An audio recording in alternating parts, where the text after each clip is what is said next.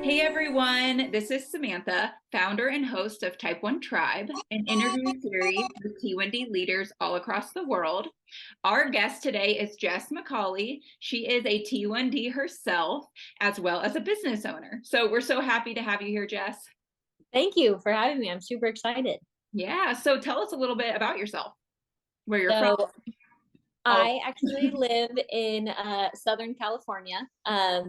So it's a little chilly here today. Us Californians don't know how to deal with the cold. okay, what's um, Chile? I think it's like 45 out.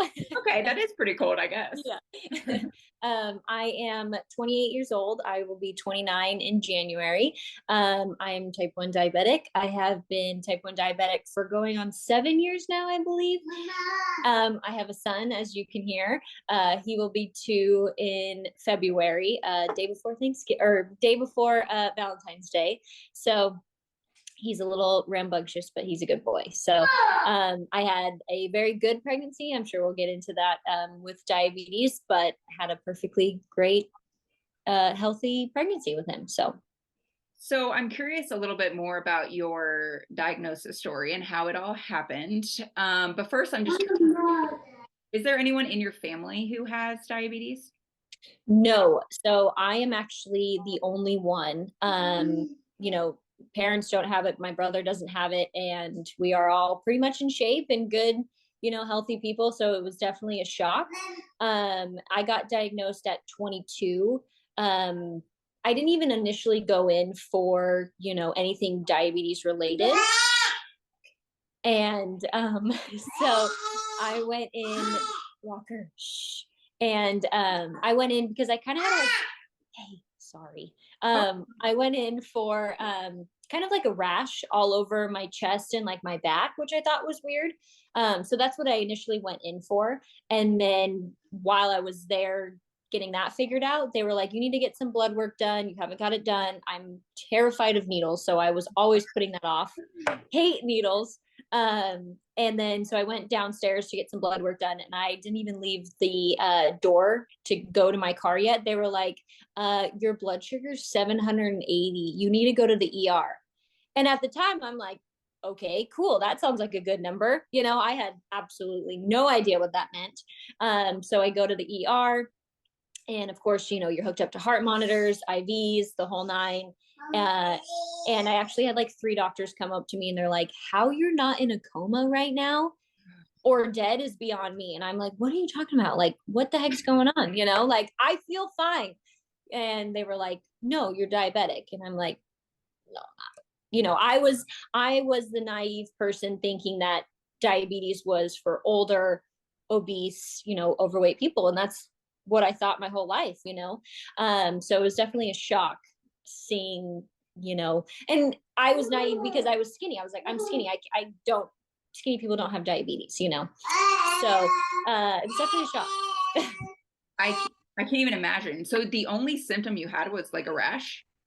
You didn't have Well, any. now looking back, I had the, excessive thirst.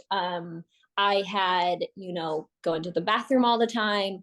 And I had cotton mouth. I don't know if that's like the right terminology, but like I could not talk because my mouth was so dry. I was drinking water like you can't believe. And I like never really drank water.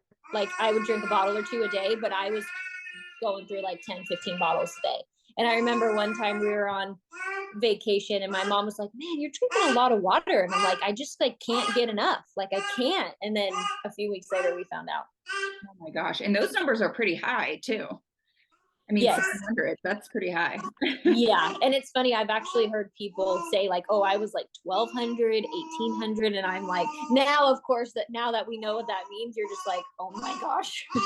So did you have to go to the hospital or did they just get like set you up with a like insulin prescription or how did that work? So, Walker, hey, shh, shh. So I was in and out for about a week. Mm. And sorry, Walker, do you want to sit with me so you be quiet? Okay. So I actually was in and out of the hospital for about a week. And that way they could kind of get me under prescription and kind of monitor me and figure out really what was going on.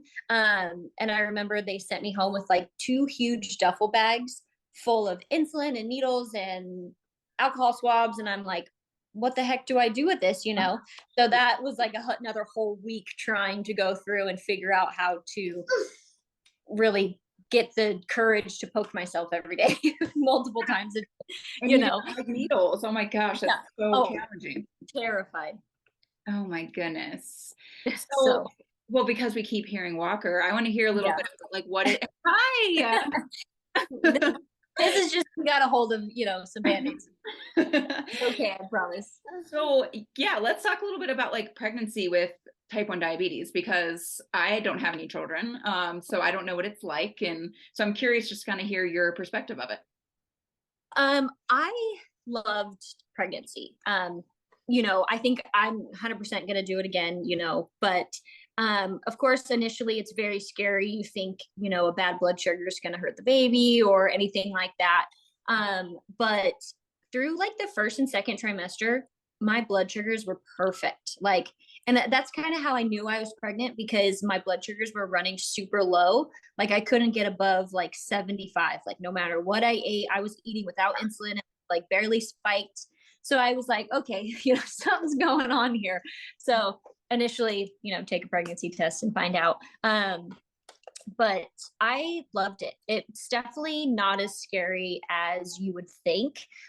Third trimester was a little more difficult just because of the insulin resistance, but it's just kind of like a normal day. You're just kind of growing human at the same time. You're going to have your good days. You're going to have your bad days. You're going to have your ups and downs, highs and lows. So it was definitely kind of like a normal day. I definitely gave myself grace. I feel like that's a lot of questions I get. I get a lot of questions now. People just finding out pregnancy on my Instagram or something like that. They're like, how do you, like, what do you do? And you're like, you just got to give yourself grace. You're going to have bad blood sugars, when you're not pregnant. So what's the difference between now and pregnant? So you definitely have to be easy on yourself and patient with yourself. If there was one thing that I could change, which is another question I get a lot, is what would I change about it? So I was on MDIs, multiple daily injections the whole time. And now I'm on an insulin pump, and I would change being on a pump. Like I would be on a pump during pregnancy. So I think that would definitely keep me more in range. What was the range they recommended? Because it is tighter, right? Like they recommend being in the range. What is the range? So for me, they wanted me between like 80 and 120, which is pretty tough for a diabetic. I mean, that's tough even on a normal day. So I didn't do that. I hovered around 130 to 150, which my high risk doctor, because I was considered high risk. So I was going in every other week, and they still wanted me to, still be between 80 and 120. And I'm like, I can't do that. Like, I really can't. Maybe if I was on a pump, I could have, but I was still happy with 130 to 150. He came out totally fine. Well, kind of, there's a story between for his pregnancy, but it had nothing to do with diabetes. But yeah, you got, like I said, you gotta give yourself grace, Yeah, absolutely. So you mentioned you're on a pump now. What pump are you on? So I have the Omnipod 5. I got on the pump after he was born, just because of the hormones and the pumping and the breastfeeding and all that stuff. So it definitely just kind of kept me back down. I was definitely running at like 200 for a long time. So I needed to kind of just come back down and level myself out. So I'm curious, because I'm MDI, and eventually when I want to have kids, they always they keep recommending a pump for me. So I guess why is the pump better than MDI for managing? I wouldn't say better, because I still do MDIs now when I take the pump break. And I did MDIs for like 6 years. I just like it because now with him, I don't want to like accidentally poke him, or I have better control of kind of what's going on. And on the Omnipod 5, it talks to your Dexcom. which is really nice. So if I'm going up a little higher, it'll bring me back down. And if I'm going lower, it doesn't give me insulin at all, which keeps me, in better range, especially when I'm chasing him around doing, whatever. So that's why I liked it. But like I said, I still do MDIs because it's more of like a freedom and I don't have something, attached to me 24/7. So that's, I guess, my opinion. So I'm curious on that too. So just to give you a background, I've only been diabetic for 2 years. So I'm still learning, which is even why I do these interviews. Sure. So like you can literally just after like 3 days of the Omnipod, you can stop and then just start doing MDI. Yeah, absolutely. And that's what I liked about it too. And the Omnipod is wireless. So I don't have a wire. Thank you, buddy. So that's what I really liked about it too, because I've heard a lot of people getting it caught on doors or, their kids pulling it off. And I'm like, I'm not even gonna try and go through that. So yeah, so that's why I did the wireless. It was just easier for me and my lifestyle. Yeah, that makes sense. So let's talk about your business. Can you tell us a little bit about your company? Yes. So, I started the Anti-Insulin Insulin Club probably about a year ago now, which is crazy. I was just finding myself wanting to wear diabetes things or diabetes clothing or coffee mugs or something like that, but I couldn't find anything that I necessarily liked. A lot of it was kind of cheesy for me, not to, if you're gonna wear it, that's great, that's fine. But I just wanted to make it cool. And my husband is not diabetic, so I wanted him to be like, oh, I would wear that too. So I started the Anti-Insulin Insulin Club, and it's more of like a classic tattoo, just completely different from what you normally see. And I make everything myself. I have a little office upstairs with everything. So everything you see, I make, I put together, everything's handmade. So just wanted to start something cool, but still be able to spread that awareness that is very much needed with diabetes. So that's where Anti-Insulin Insulin Club came from. I love it. I love the idea because you were spot on saying like all the stuff out there I feel like is from like the 1970s. 100%. Very like negative diabetes, like nothing fun. And so I love your products. I was looking at them before this and I was like, these are so cool. Thank you. Yeah, I just wanted to, switch it up and like I said, be able to wear it. And a lot of stuff was like butterflies. And I have butterfly tattoos. So I guess it works, but it's just like, I can't wear that. You know what I mean? So that's where it came from. So do you remember, I'm curious, your worst like low blood sugar experience, or maybe one of them do you have a good story around one of those? Yes, I actually, it was, me and my husband talked about it the other day.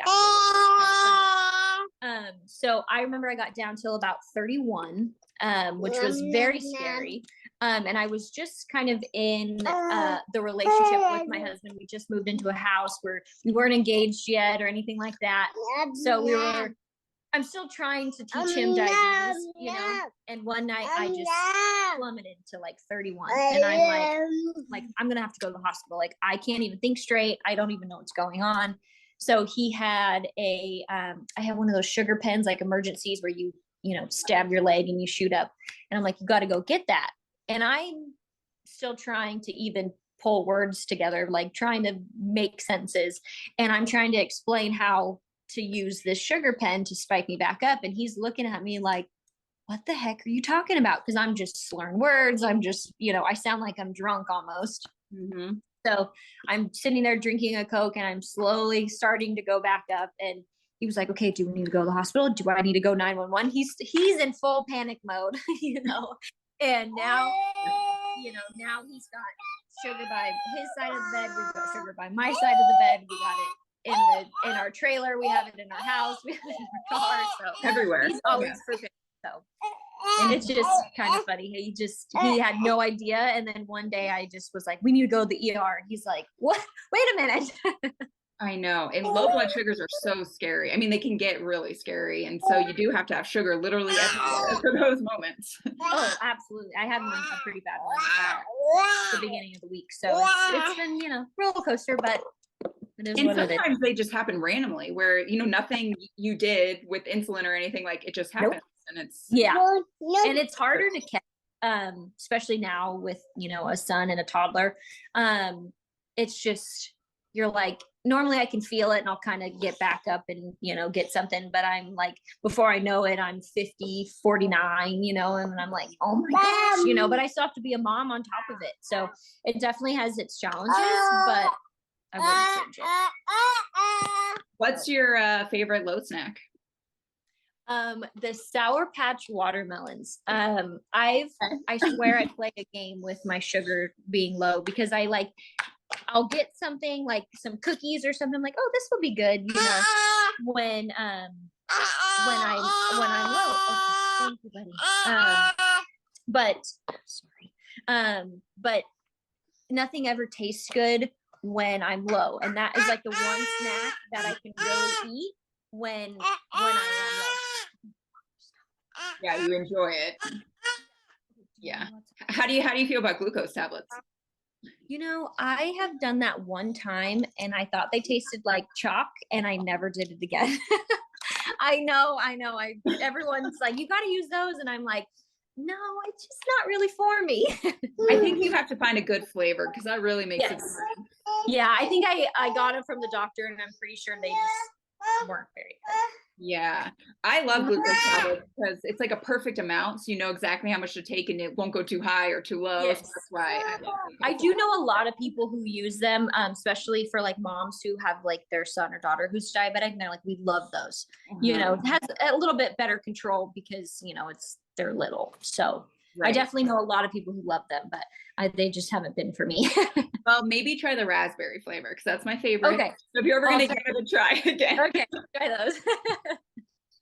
So unfortunately, there are, I feel like more and more people getting diagnosed with type 1 diabetes like every day. And it's so sad. But what's one piece of advice you'd give to somebody who's listening to this that's newly diagnosed and just has no idea what they're doing? I swear I still have no idea what I'm doing 7 years later. But I would say, especially if you are the only one or you don't know too many people that have type 1 diabetes, reach out. That's a lot of the reason I started an Instagram because I'm the only one in the family. I was always finding myself reaching out to people, trying to figure out, tips or tricks, or am I the only one that experiences this or things like that. So I would say reach out either on Instagram or Facebook or, any social media really to make sure that, you're not the only one going through this and you can, get through it, even if you feel like you're alone, if that makes sense. I know. Thank goodness for like social media. I can't even imagine before that and not knowing anybody and like, how do you, I would feel so alone back like 20 years ago. Oh, sure. And that's a lot of the reason, like I said, started Instagram because I was finding myself like, could you put your Dexcom in a different place than your belly? Or can you put your pump somewhere else? Is there anything else than an Omnipod? All of these questions. And I still have questions now, 7 years later, that I find myself reaching out on social media and people will be like, oh yeah, no, totally fine. Yeah, that's normal or anything like that. So that is probably my biggest advice is find people that are literally just like you and going through the same struggles. God, this kid is a mess. Where this kid never looks like this. I love it. It's awesome. I love it because this is real life, right? There's yeah, he's trying to say balloon. There's a balloon outside, so he's gonna he loves balloons. So we're gonna go get that. But sorry. No, you're good. So do you have any last thoughts for our viewers on just type 1 diabetes in general or any advice you have? I would say again, give yourself grace on every single day. You're going to have your bad days. You're going to have your good days. You're going to have everything in between. So don't get too hard on yourself. And if people want to buy something from your shop or just find you on Instagram, how do they do so? So I have two Instagrams. My first one is diabetic_Jess. So just diabetic Jess. And then my other one is Anti-Insulin Insulin Club. And then anti-insulin-insulin-club.com. Perfect. And I'll include kind those of a mouthful, but below. I'll include it all below so everyone has it. But I appreciate you being here, and it was so great to hear from you and get a real life Jess. It's great. Yes, thank you. I know. I'm sorry for all the screaming, but you know, it's the life of a toddler. I really do love it because it really puts things into perspective as what you go through on a day to day with not only type 1, but also just being a mom. So Yeah. Being a mom is great, but it's fun. It's been a lot of fun. So awesome. Well, thank you so much. yes, thank you for having me. I'm very excited to hear this.